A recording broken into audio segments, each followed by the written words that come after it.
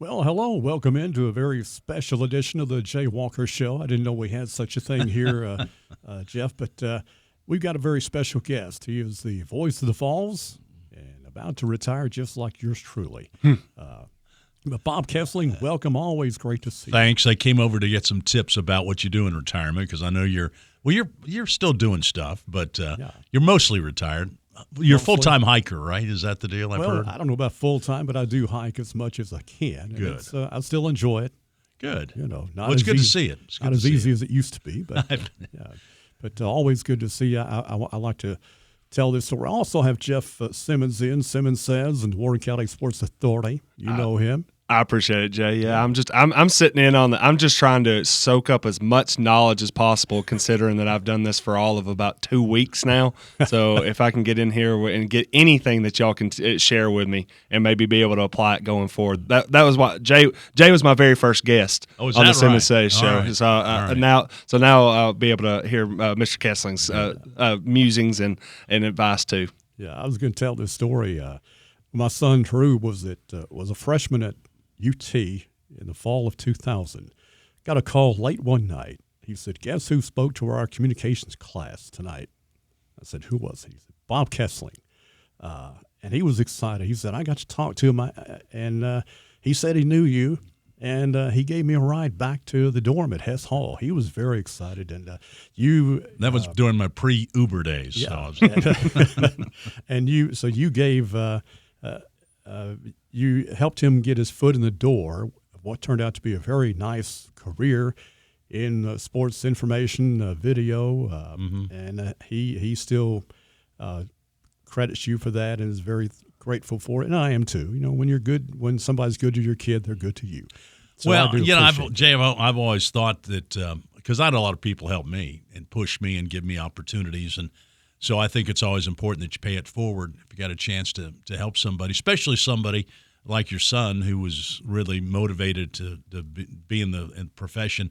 You try and help them. And so I've got a lot of folks that, that's one thing about retirement. When you make the announcement, then you hear from all these people you hadn't heard from in a long time. And that's very gratifying and satisfying. And a lot of people told me, maybe I helped them here or helped them there or made a call or gave them a little kick in the rear or whatever to get them motivated. So, that's been the biggest part of the enjoyment I've had since the announcement was made, that so many people that I've come in contact with in the business and out of the business have reached out. So that's been a lot of fun. Yeah, I wanted people to know that part about you. That you're not only the voice of the Falls, but how much help you've been to a lot of young students trying to get into the business. Yeah, the person that hired me, gave me my first job in radio, was Paul Lyle. And I was working for the old Knoxville Sox baseball team there in Knoxville.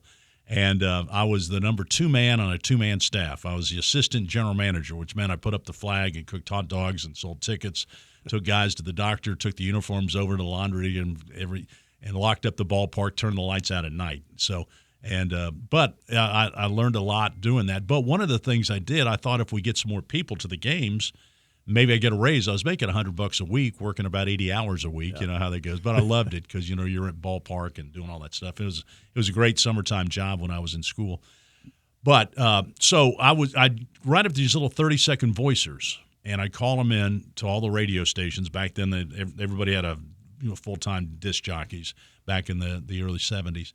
And so some of the stations carried my little reports and on the ball game. And all of a sudden, one morning, WIVK calls and said, "We're looking for a part-time sportscaster. So we run your reports. You sound pretty good. Are you interested?" I said, "Sure." So I'm going to school, working for WIVK and working for the baseball team and just having a blast. Well, Paul Lyle was the guy who hired me. Paul then went on to Nashville, and I took his place as the sports director at WIVK. Well, his daughter, Courtney, wanted to get in the business, and she was at Brentwood, and she was pretty good. So she came to UT, and we got her in our program. And then she goes to Macon as a sports reporter, worked her way up to weekend anchor, and then a job at Channel 10 opened up.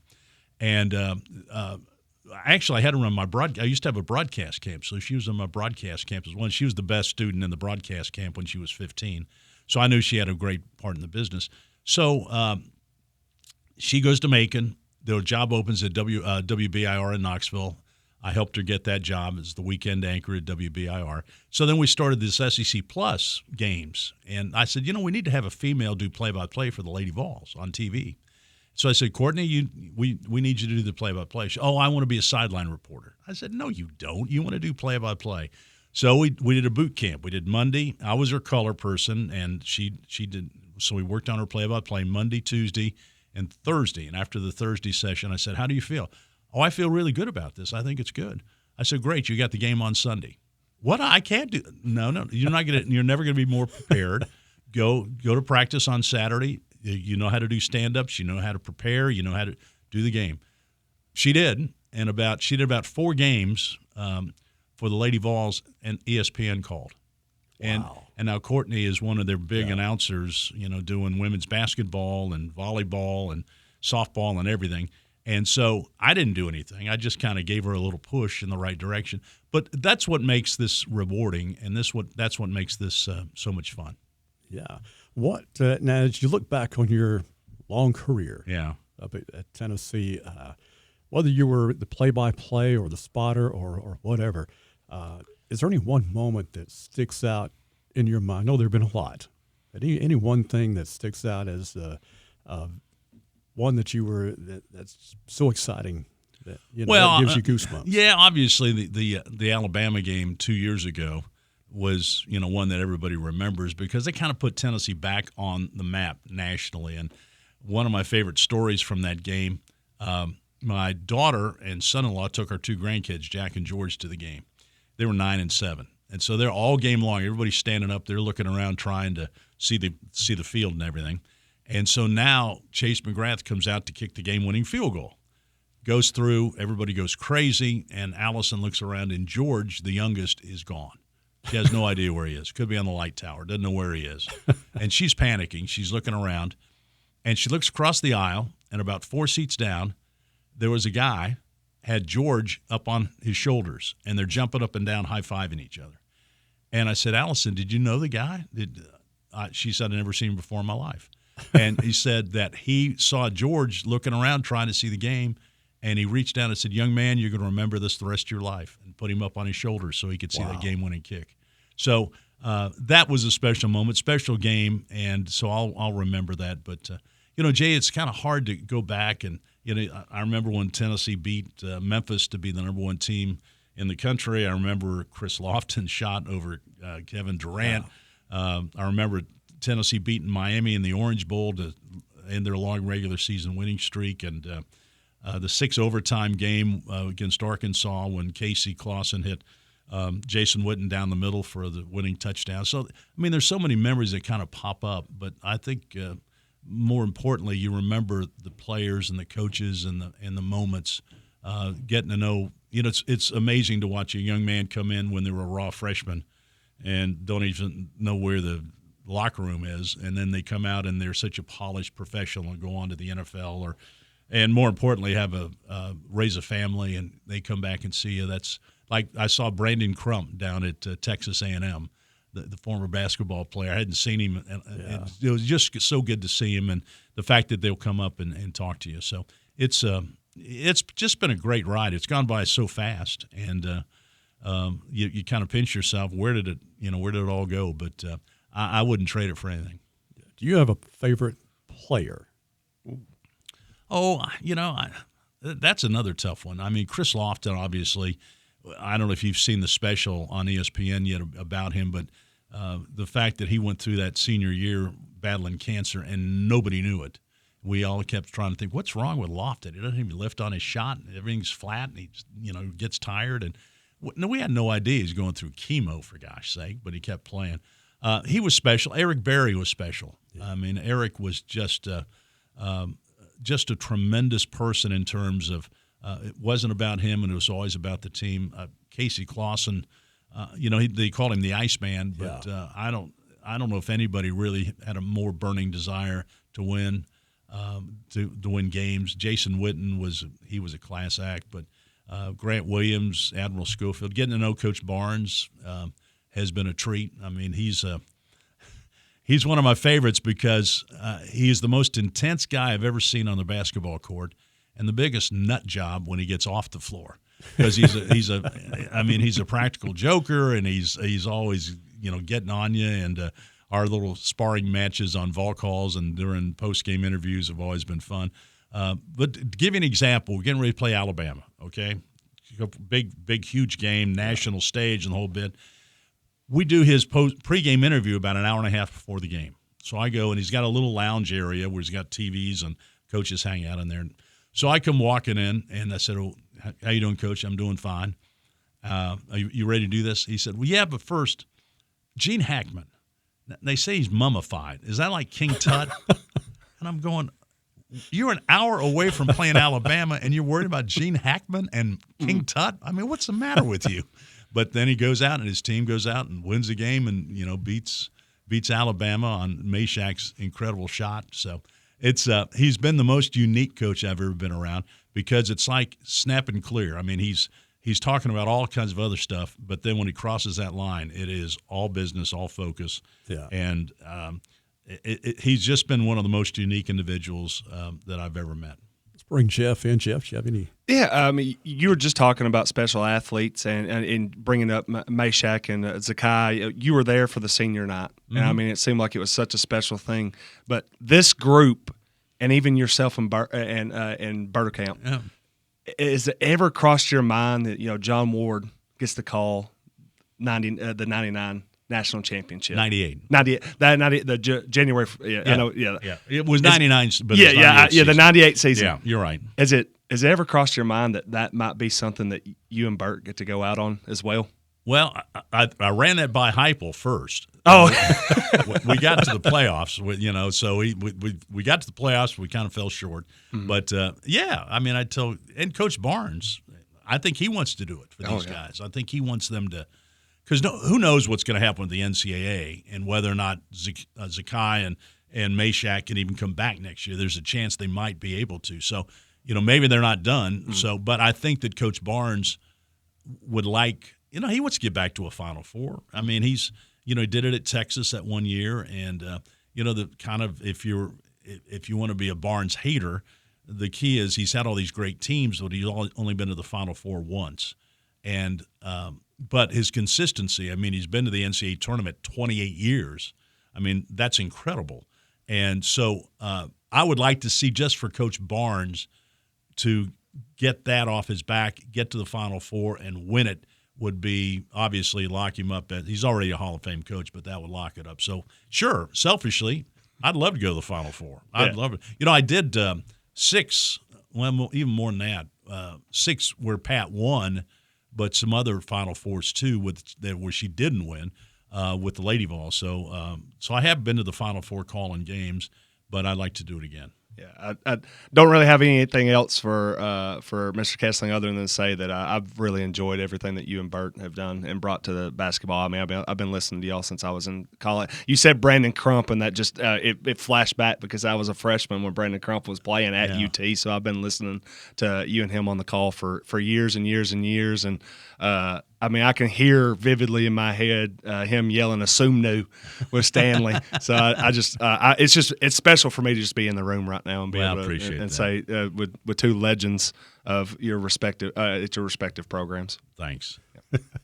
I remember you got me up in the booth at an Orange and White game back several years ago, and you and Tim Priest were in there, and of course it's different atmosphere. Spring, everything's kind of loose.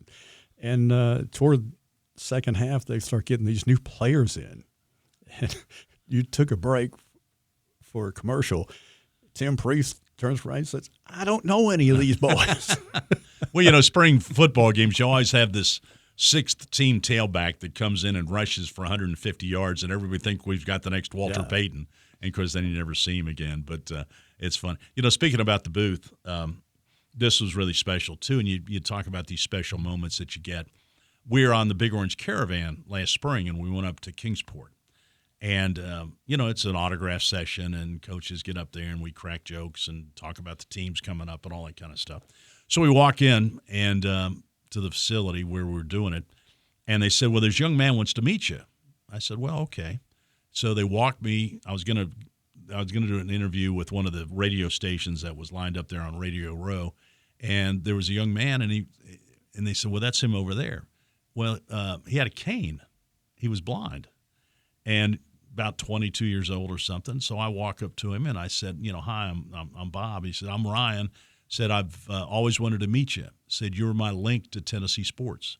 You're how I follow the games, and I've listened to every single word you say, and I live and die with the Vols, and it's just such a great pleasure to meet you. I like to meet Coach Barnes and Coach Caldwell and Coach Heupel. I said, well, we'll make that happen tonight. And I was kind of curious because he didn't have anybody with him. And I said, are your folks here? You come down here with a friend? He said, no, I Ubered down here. I said, wow, that impressed me a little bit. And so we started talking, and I said, have you ever been to a Tennessee game? He said, no, I've never been to a Tennessee game. I said, would you like to go to a game? He said, I'd love that. I said, okay, we'll make that happen. So I got his name and address and everything. We set it up, and he went to the Kentucky game. And his grandmother and her husband brought him to the game. They sat in the stands, and he sat in our booth. He was up on the third row where you sat. And so he had a headset on, and he had one ear covered and the other ear open, so he could hear the band. He'd never heard the band. He'd never heard the fireworks. He said he could feel it when they ran through the tee, the crowd, all those type things that we kind of take for granted while we're at the stadium. He'd never experienced that. So I'd look up there during the game up on that third row, and he'd be smiling, and you could tell he's having a good time. And so after the game, I went up there and I said, well, Ryan, I hope you enjoyed the game. He said, oh, I really did. And I said, well, I've got to go down and do a post-game stuff with Coach Heupel. So, wait till your grandmother gets here. And it was really a lot of fun having you in the booth tonight.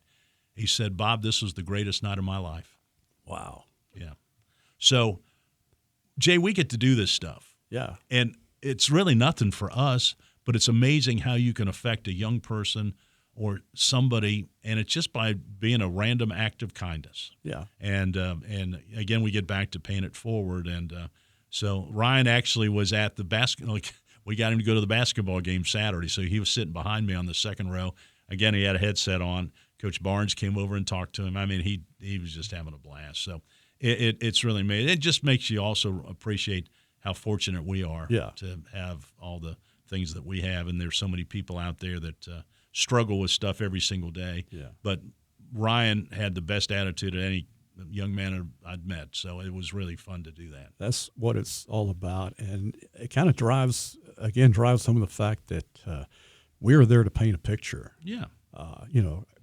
Everything's on television now, it seems like, but we still got to paint a picture for the radio audience. Sure. And, I've had people tell me, they stop me and say, I like the way you say they're moving from your right to your left, or you describe their uniforms. Mm-hmm. Because I've had people laugh at me. Well, you're describing their uniform, they're wearing blue pants, Well, that's what you do. Yeah, and it's you are talking to a guy driving down the interstate by himself. It's just you and him talking. Yeah. And that's the magic of radio. And he's sitting there and he's driving down the road, and you got to kind of put him in the stadium. Right. And that's the trick to it. That's the magic of it when we do this, because they have to be able to feel that they're right there with you. And I remember one time when I was first on radio I was just started at WIVK, and I was doing high school football scores on Friday night.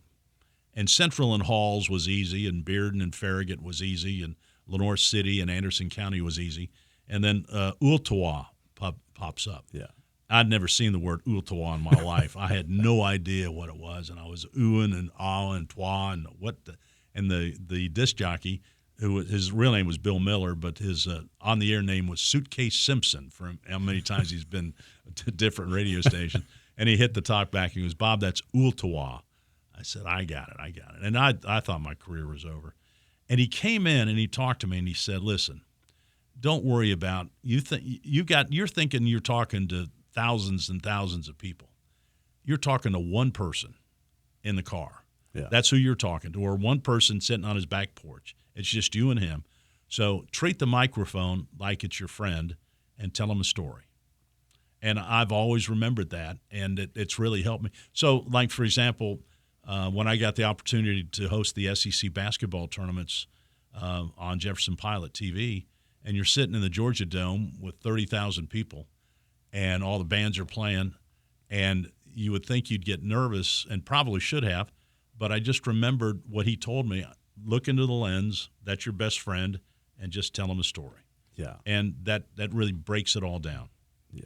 We're running a little bit short of time because we got to get you over to Rotary. I'm not a Rotarian, but I'm going to be going too. He sneaks in all the time over there. Free, I can't imagine. Free lunch is a free lunch.